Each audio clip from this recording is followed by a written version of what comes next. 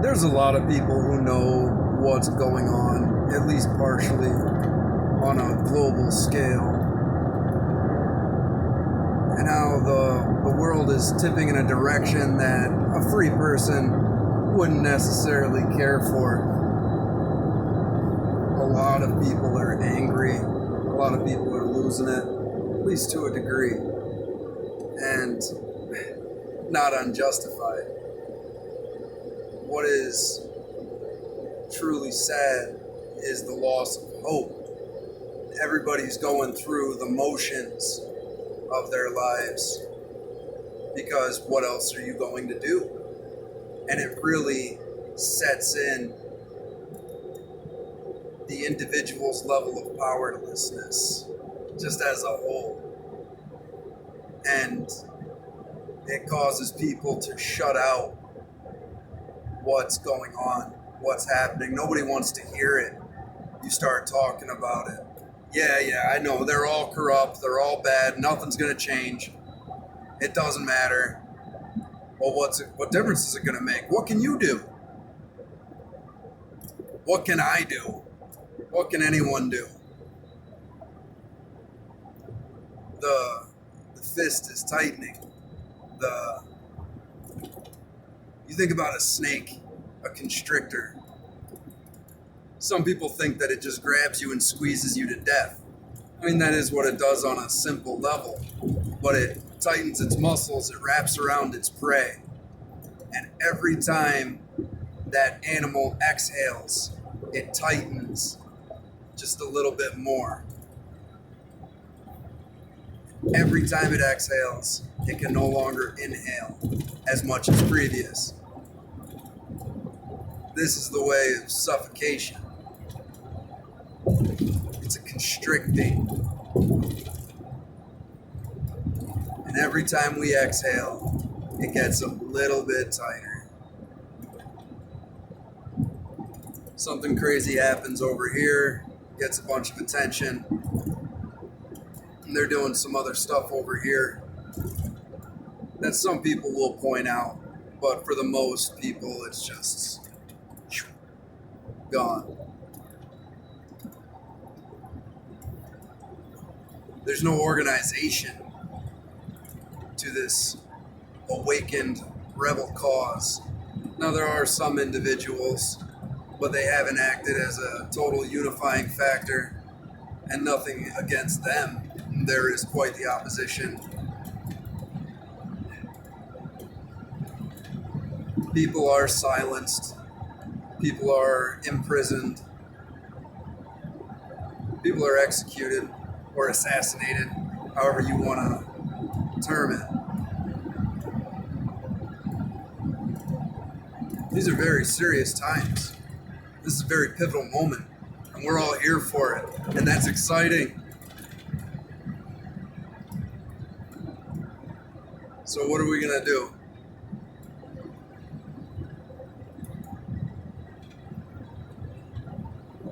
The powers that be have lost all legitimacy in the eyes of the people.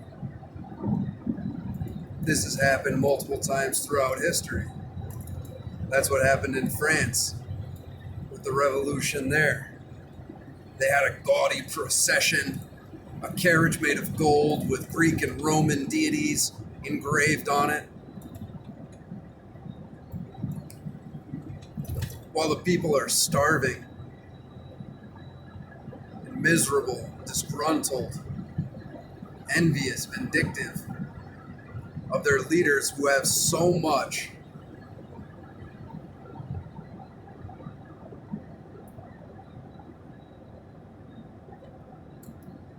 No, I'm not opposed to the rich. I don't hate the rich. But I love the poor. And that's a big difference. A lot of these people who are screaming for equality, they just hate the rich. They don't love the poor. I believe that the system that we have in place right now, where you have a fiat currency that is only backed by enforcing petroleum sales, mass amounts of debt. The money in circulation is kind of equivalent to the way the lords used to occupy all of the land.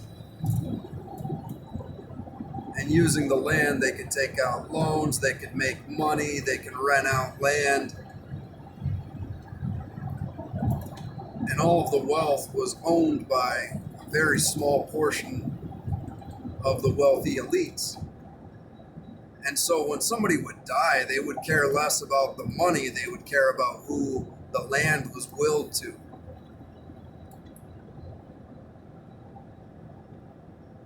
The money system that we have right now is ballooned beyond belief, and you're working with such small amounts as a normal individual on the grand scale.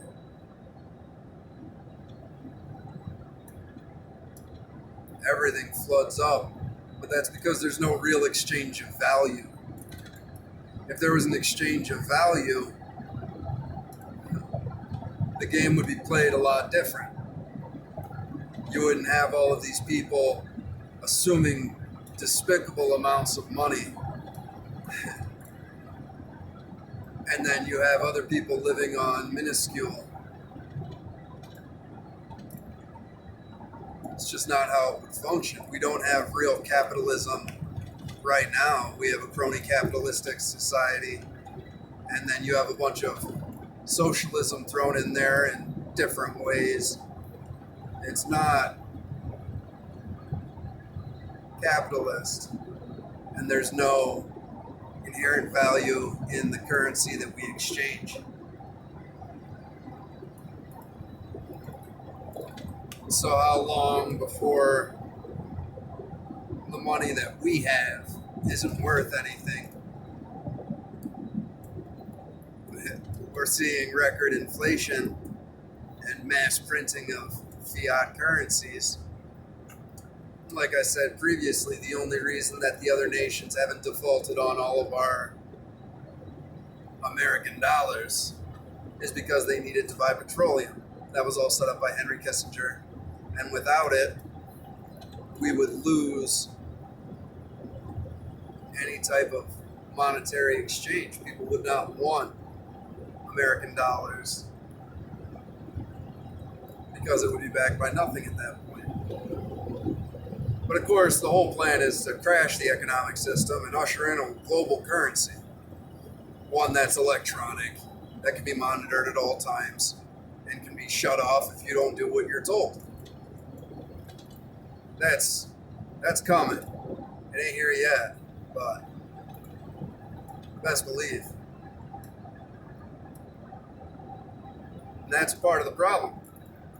That's why everybody's so angry, even at the other people that know. Like, you're mad that why isn't anyone doing anything about this? Why aren't you doing anything about this? Why am I not? Well, I'm running into my phone right now. But people need to get pissed off.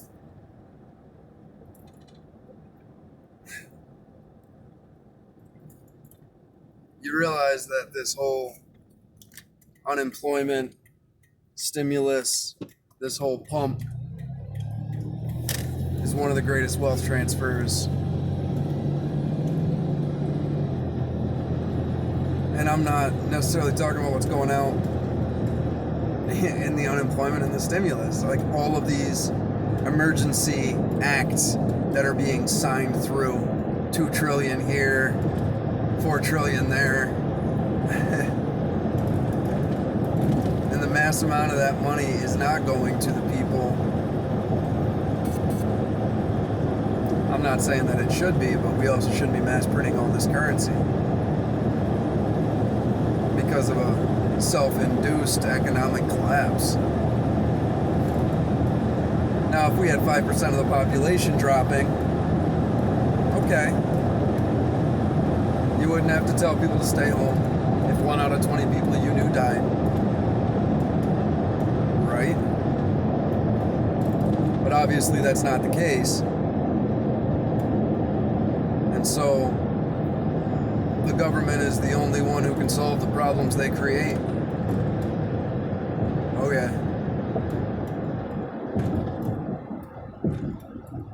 How much more of this are we going to be able to handle?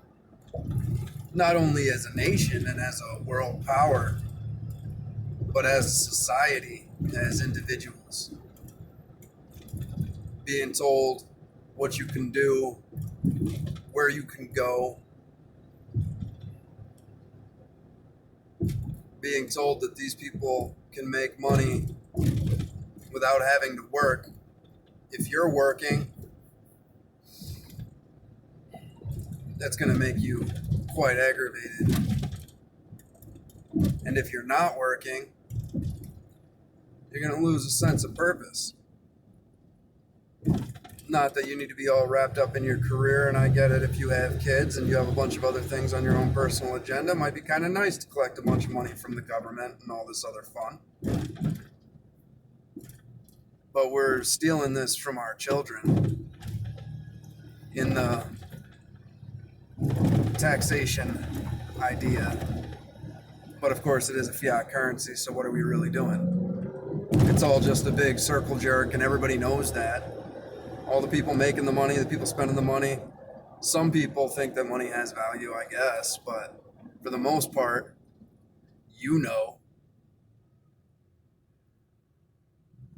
So it's like the old Soviet Union. You keep pretending to pay us and we'll keep pretending to work.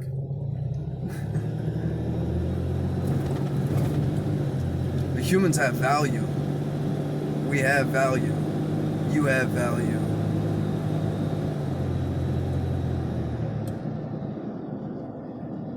You should have inherent freedom, but only the brave are free, because only the brave can be. You decide what you are willing to endure.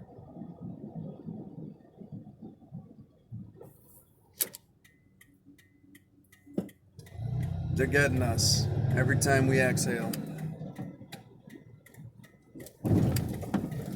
We would all pay more attention. We need to find some individuals to lead.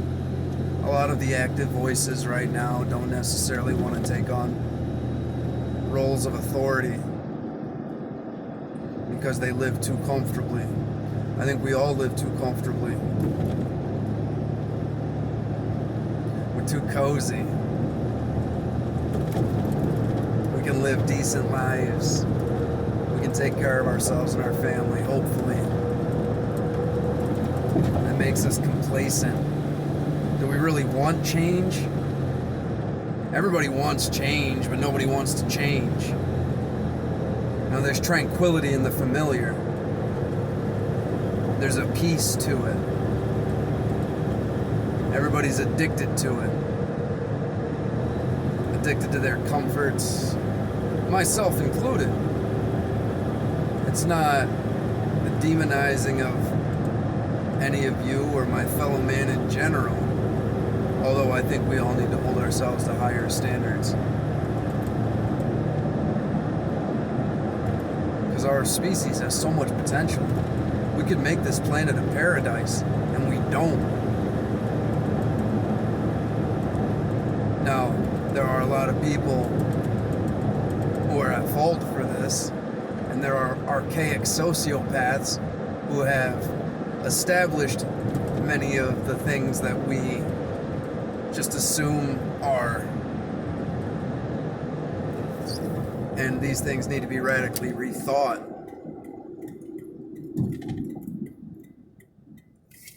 Why are we clinging to the past and to this stupid game? Because that's what it is. It's just a stupid game, and we're still all playing it. And once we all get together and decide not to play it, then the game is over. It doesn't matter where the pieces go, they keep cheating anyway. It's time to slap the board off and play another game. Right? Resources are what's important, not digital numbers. Right? Human work is important. Innovation, creation. This is how we create the future that we want. Not cling to a past that we didn't design. Everybody wants to fix the system within the system.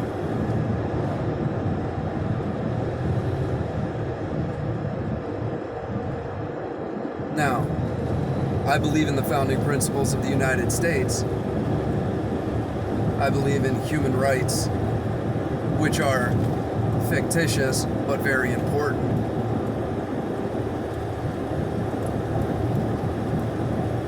But these things are optimal for everybody being able to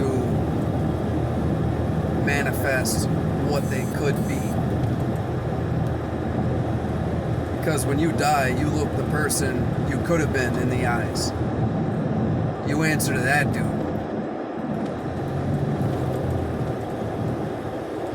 So what are you going to tell your children when they're like, your grandchildren?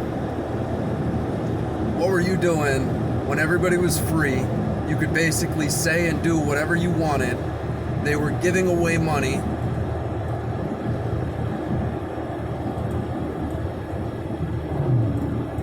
What did you do? What were you doing?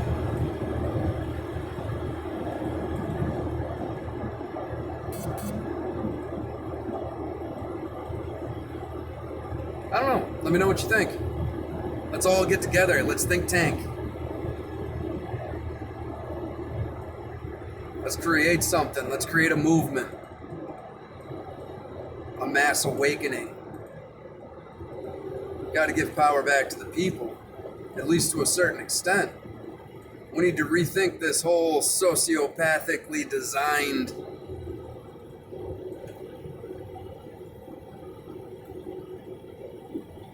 it's a mess. And we know that there are people that are pulling us towards globalism, total surveillance, 1984. You look at the way the CCP has been glorified by all the other nations during its handling of the COVID pandemic.